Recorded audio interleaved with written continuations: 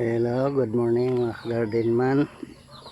Ito, papakita ko lang sa inyo itong aking itatanim na ubi. Kasi kaunti lang naman ito. Dito ko lang pagkapangin sa bakod. Ayan. Yan, ganyan guys. Kung kayo magtanim ng ubi, patubuin nyo muna kasi kusa siyang tutubo kahit naka ano lang siya, naka stock. Ayan. Para sigurado na tutubo siya, kasi kung itanim nyo kaagad na wala pang tubo, kinakain ng ulalo, magtataka kayo na bakit walang tumubo sa tanim nyo. So ganito guys, i-stack nyo muna. At ayan yun, pag nakita nyo na mayroon ng ganyan tumutubo na, ay saka nyo pira-pirasuhin at itanim para sigurado kayo na talagang tutubo siya. Ayan. Kaya ito, dito ko lang itatanim sa tabi ng bakod para diyan na siya gagapang. Hindi na ako ano ng gapangan, kasi diyan na siya mismo gagapang.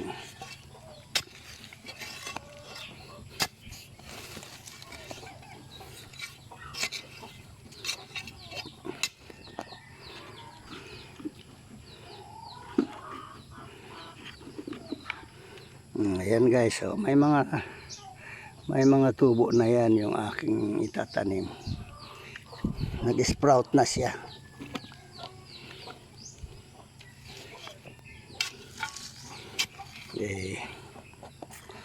Hilihira ko lang ito papunta doon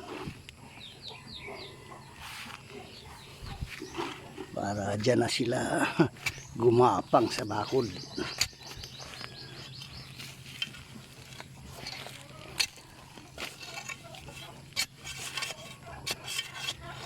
Kasi yung ubig mga ka-farmers, kailangan talaga yan mayroon siyang gapangan papunta sa taas.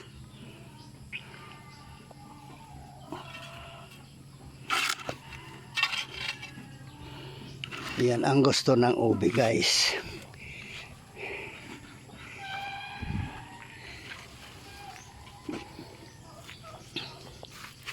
Dito, yan, dito mayroon ng gumagapang pataas, kasi yung mga dati ko pang tanim yan. Ayan. Ayan.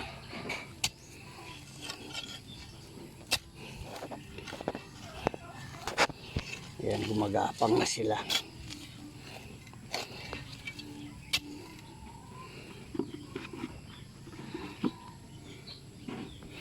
Ito, nagsisimula pa lang sumibol. Ayan. Ayan. Pero may ugat na siya. Ayan, na siguradong tutubo na yan.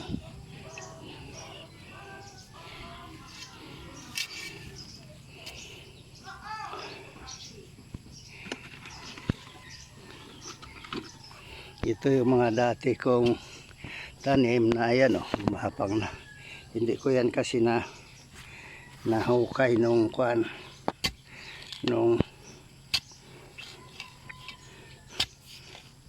nakaraan, kasi namatay na yung kanyang bagin, hindi na makita. So ayan, tumubo na siya. Kaya ito dito ko lang itatanim.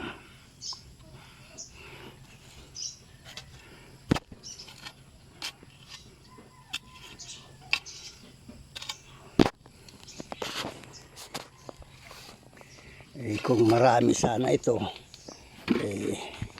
magano talaga ako ng lugar na tataniman sa kanila. Kaya lang, kaunti lang. Dito lang muna sila sa tabi ng bakod.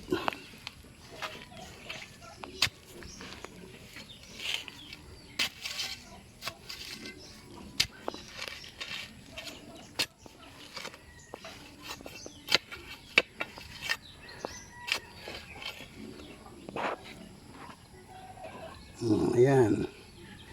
May tubo na rin.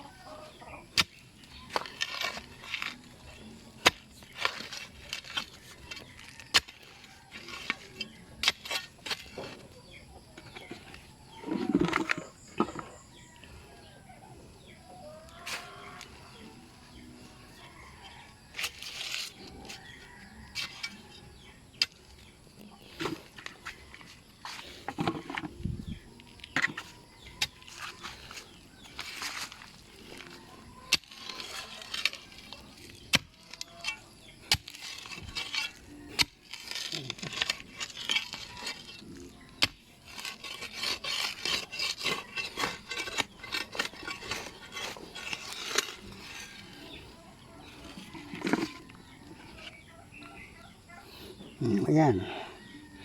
Basta ang lahat ng ito ay mayroon ng sumisibol. Ayan, kaunti pa lang. Wala pa siyang ugat. Diyan na siya mag-uugat ngayon.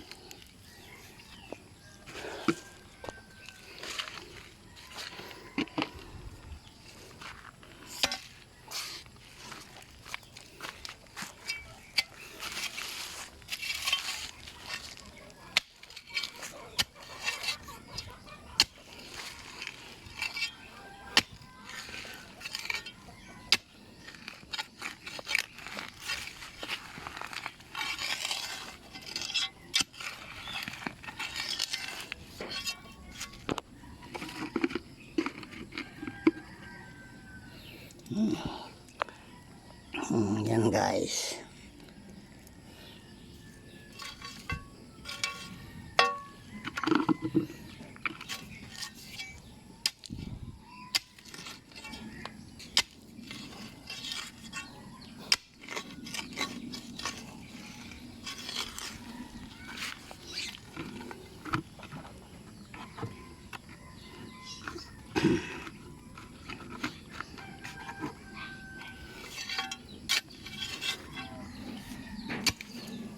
Oh.